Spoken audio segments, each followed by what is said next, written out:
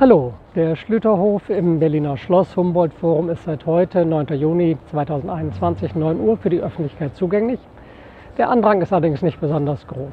Entweder hat es noch keiner so richtig mitbekommen oder das Interesse ist einfach nicht so da. Wie dem auch sei, wir schauen uns das Ganze in Ruhe einfach mal an. Viel Spaß dabei! Eigentlich wollte ich den Schlüterhof als erstes durch das Schlüterportal, Portal Nummer 1, das ehemalige Hauptentrée, betreten. Vielleicht war die Idee etwas zu pathetisch, dieses Portal wurde als letztes geöffnet und in Zukunft wird dies wohl auch der Hintereingang bleiben. Also doch erst auf die andere Seite. Vorbei geht es an der Ostfassade und Portal 6. Ein Portal, das es früher nie gab, aber das in Zukunft einen weiteren Zugang zum Skulpturensaal und zum Schlüterhof bieten wird. Vielleicht wird es irgendwann Stella-Portal genannt. Im Vergleich zu meinen ersten beiden Videos ist es auf der Nordseite inzwischen etwas grüner geworden. Hinein geht es durch Portal 5.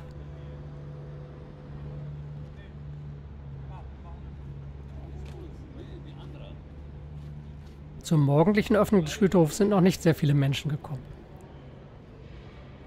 Wahrscheinlich sind diejenigen hier, die am Wiederaufbau involviert waren und sind, wie Spender und Ehrenamtliche vom Förderverein Berliner Schloss.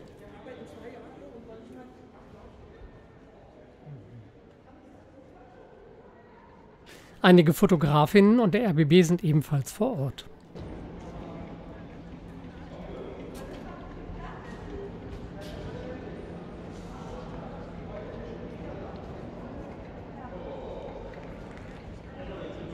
Neben den direkten Zugängen zum Schlüterhof Portal 1 und 5 gibt es auch noch einen Zugang über die Passage zwischen Portal 2 und 4. Den schauen wir uns nun auch an. Kommt aus der Richtung Museumsinsel, Berliner Dom, geht es durch das Portal 4.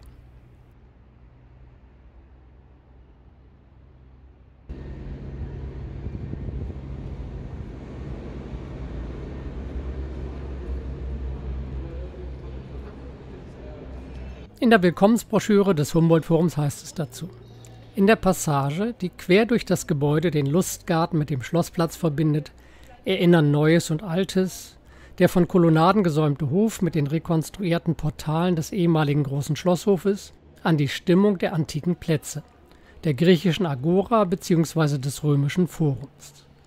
Die Passage liegt inmitten des Gebäudes und inmitten der Stadt. Das soll an den Cortile degli Uffizi in Florenz erinnern, der als Vorbild der Passage angeführt wird.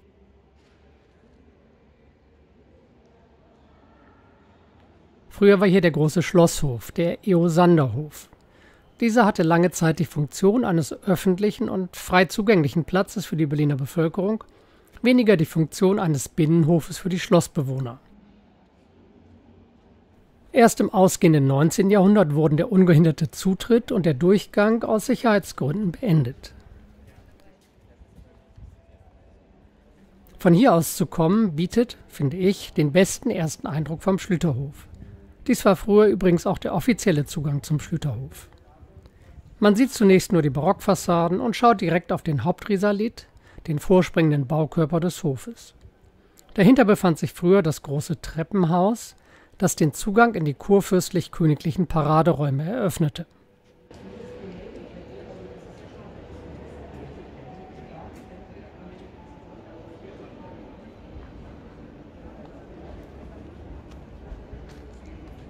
Auf den sich heute dahinter befindlichen Raum und die Figuren komme ich später noch zu sprechen.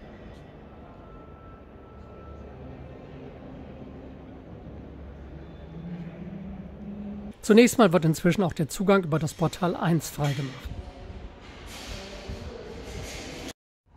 Also schauen wir, wie der Schlüterhof wirkt, wenn man von hier kommt. Der kleine Schlosshof, der sogenannte Schlüterhof, ist zwischen 1698 und 1706 entstanden.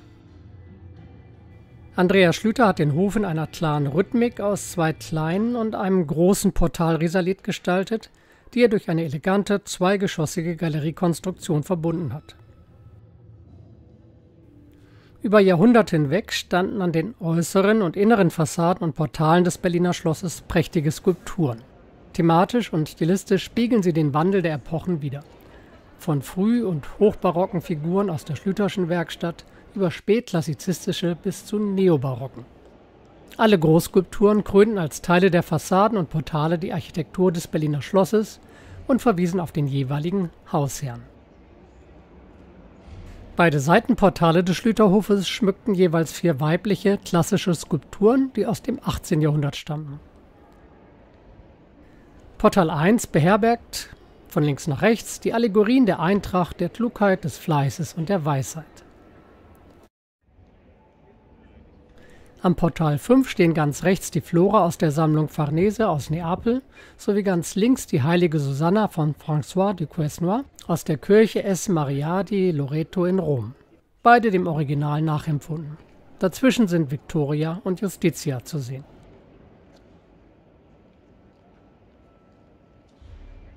Auf dem Hauptrisalit stehen in Höhe der Belle Etage Vertreter des Olymps mit Apollo, Jupiter bzw. Poseidon, Antinous, Meleager, Herkules und Hermes. Sie werden eingerahmt von 2 weiblichen Figuren, der Borussia, Schutzpatronin Preußens links, und der Pax, Allegorie auf den Frieden rechts. Hinter dem Hauptrisalit befindet sich heute der Skulpturensaal, in dem auch einige der Originalfiguren zu finden sind. Es ist aber der Traum des Fördervereins Berliner Schloss, die ehemalige Gigantentreppe als historischen Raum zu rekonstruieren, und die steht nun im Mittelpunkt der Tätigkeit des Vereins. Der Treppenraum existiert als Hohlkörper in seinen originalen Abmessungen, technisch wäre das also auch nachträglich machbar. Es heißt, die veranschlagte Bausumme von etwa 22 Millionen Euro sei bereits durch feste Zusagen zu 2/3 gesichert. Mal schauen. Erstmal werden nach und nach die verschiedenen Räumlichkeiten des Humboldt-Forums eröffnet werden. Bereits geöffnet haben das Bistro Lebenswelten und der Souvenir- und Büchershop. Hier noch ein Blick auf die Westfassade von Stella. Bei Dunkelheit kann man sich hier künstlerische Videoinstallationen anschauen. In den Portalen sind Soundinstallationen der 23 Musiker des Resident Music Collectives zu hören, die auf Instrumenten aus allen Erdteilen spielen.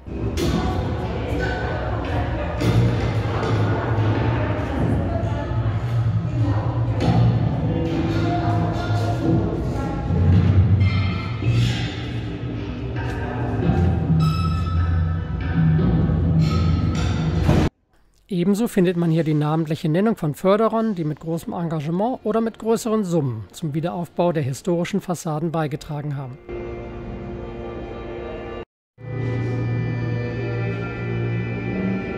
Und es wird an geschichtliche Ereignisse erinnert, an 3 Revolutionen, die sich an diesem Ort abgespielt haben.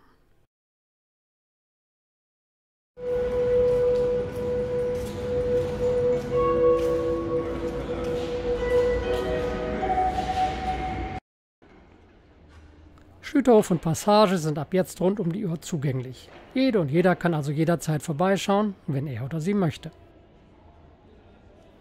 Vielleicht begegnen wir uns ja mal. Bis dahin.